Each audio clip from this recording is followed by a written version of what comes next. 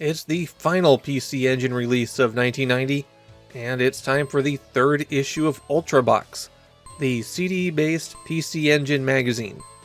And even though it's only 3 issues into Ultrabox's 6-issue run, we're already seeing the corners get cut severely.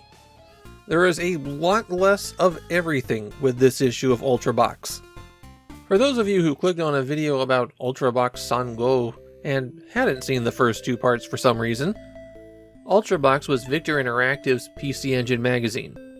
A magazine released on media like this wasn't an unheard of concept at the time.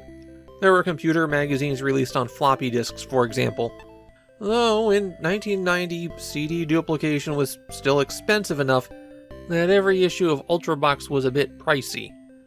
The magazine has several regular features, plus a few small mini-games.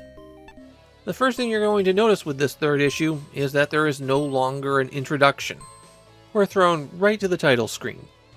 Once you press start there, you're taken to the main menu, which, just as before, is a big wheel that takes you through all of the features in this issue. As before, the very first one is Help, and I think this is the last time that this function appears. It's a narrated tutorial telling you how to use the functions of Ultrabox. Basically, button 2 selects things, button 1 goes back, and hit select to return to the main menu. Then we get into the things that people are actually interested in. Cousteau returns from the previous issue, and now it's a proper adventure game.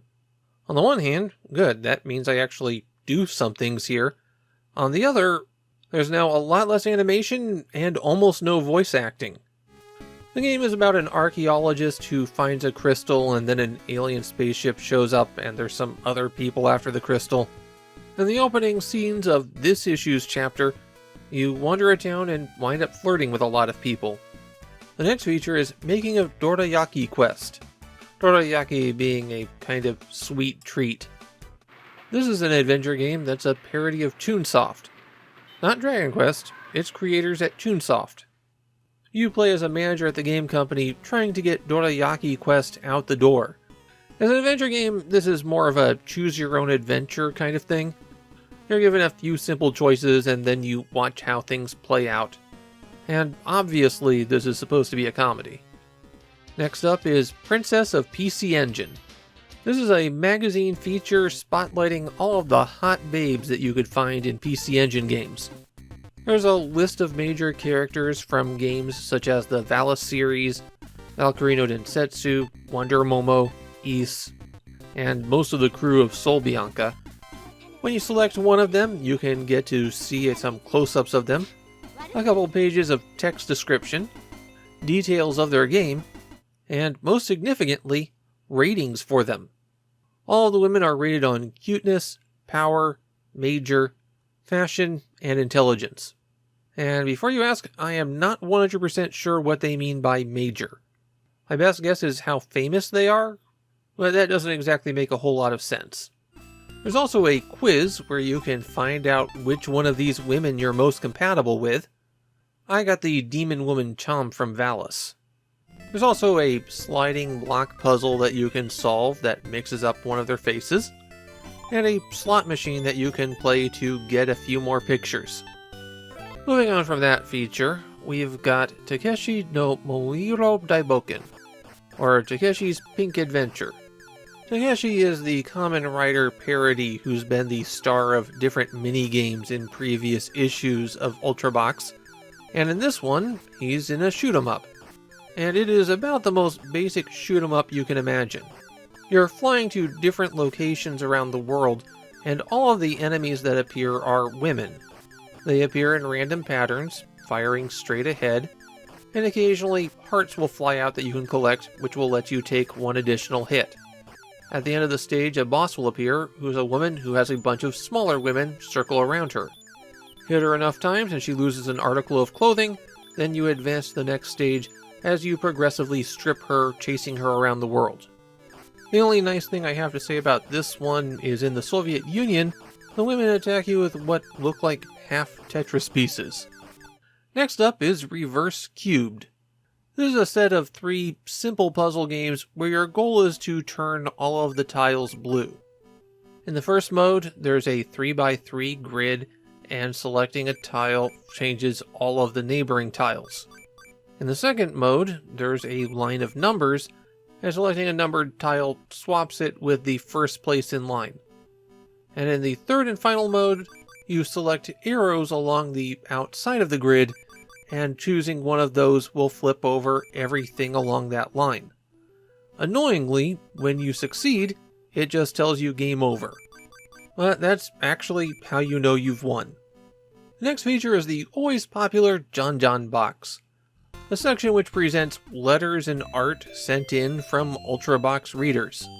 Like in the previous 2 issues of Ultrabox, I'm going to include the fan art section at the end of this video, though be aware there's a lot less of it than there was in previous issues. Club UB is the feature that's taking over the romance spot in the magazine. In this issue, you're introduced to the UB Girls, a panel of 3 women who you can get profiles of in this issue. We're back to reoccurring features with Rusher Kimura no Hoshi ni Nagayo, or Rusher Kimura's Wish Upon a Star. This is the magazine's horoscope column, where just retired professional wrestler Rusher Kimura will foretell your future. Now, if that wasn't enough for you, this issue also contains a special treat for the New Year's, a Sugoroku board game.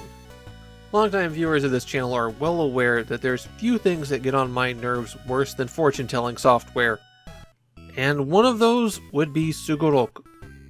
Considering how the Ultrabox episodes have a lot of ground to cover, and there's a lot of content on the disc, I will spare you my standard rant on how awful and harmful Sugoroku is when it comes to game design.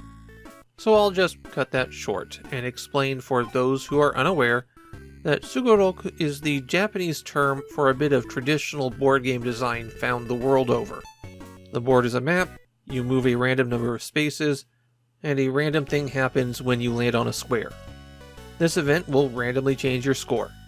An additional feature here is that some of the squares are wrestling matches, and these are decided by picking a random card, and then the opponent picking a random card, and whoever has the higher number wins. This is a bad game where you have no control over the outcome of it. There's not even an illusion of choice in this one. After this, we have another returning feature, Anata mo Kyoto-kun. This is a game where you mash button 2 as hard as you can in order to build up a meter, and if you're in the sweet spot, then you get a special picture. And then, finally, there are the credits, so you can see who is responsible for this one. Ultrabox doesn't really have a legacy in Japan. The only people who remember these discs at all are the weirdo PC Engine obsessives. And even they only know them as something to check off the list. My own thoughts on issue 3 are, it's not even as good as the first 2 issues. If we're already seeing a decline, I'm worried about what we're going to find when we get to issue 6. The most interesting thing about Ultrabox is how they act as time capsules of that moment, and we're even losing that a bit now. Well, the pace of issues is slowing down now, so we won't be able to check out Ultrabox issue 4 until I reach May of 1991. We'll see if there's any sign of improvement there, but somehow I doubt it.